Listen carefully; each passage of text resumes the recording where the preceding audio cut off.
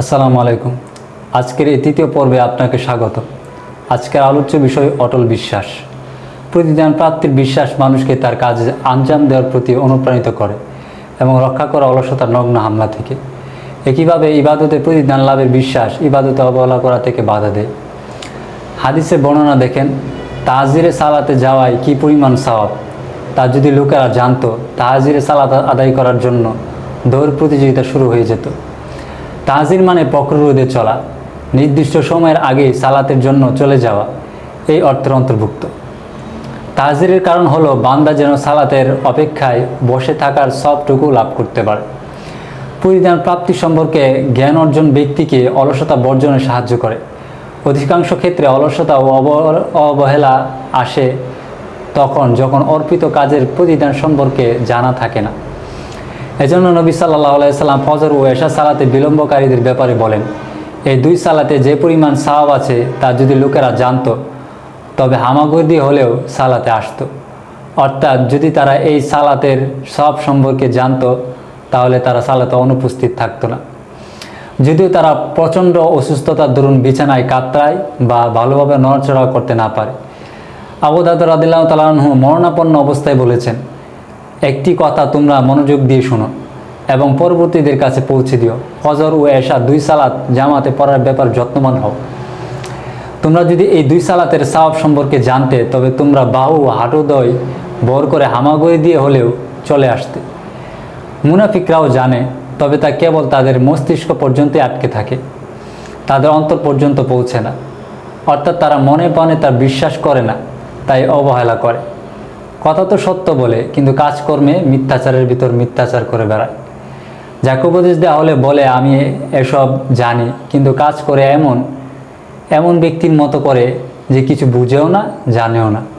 আর ধ্বংস অনিবার্য।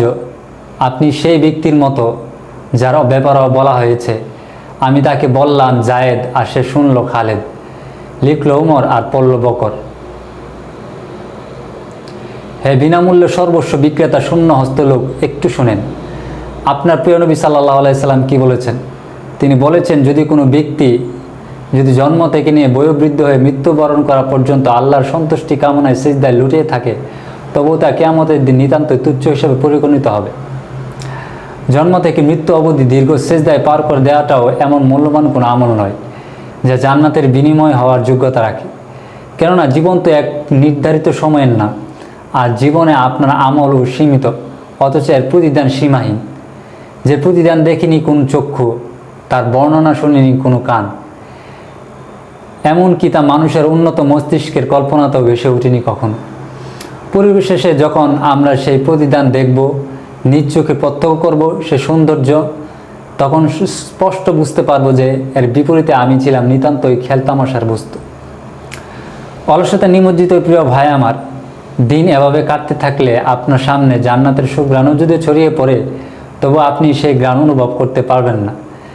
জান্নাতের আরাম আয়েশ ভুলে গিয়ে জান্নাতি হুরদের সংস্রব বিমুখ মিথ্যা আরামের নেশায় চুর হয়ে যদি পড়ে থাকেন, এভাবে কিভাবে তবে জান্নাতের অধিবাসী হবেন আপনি?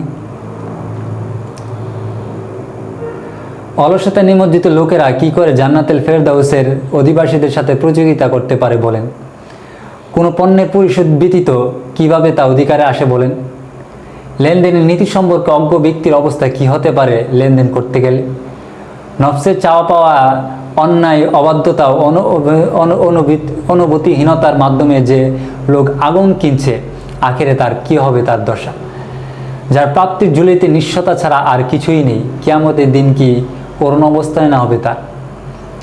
ভেবেছেন যার জন্য আল্লাহ 8টা জান্নাতের দরজা খুলে দেবেন, সে ভাগ্যবান যদি আপনি না হতে পারেন, কি হবে তখন?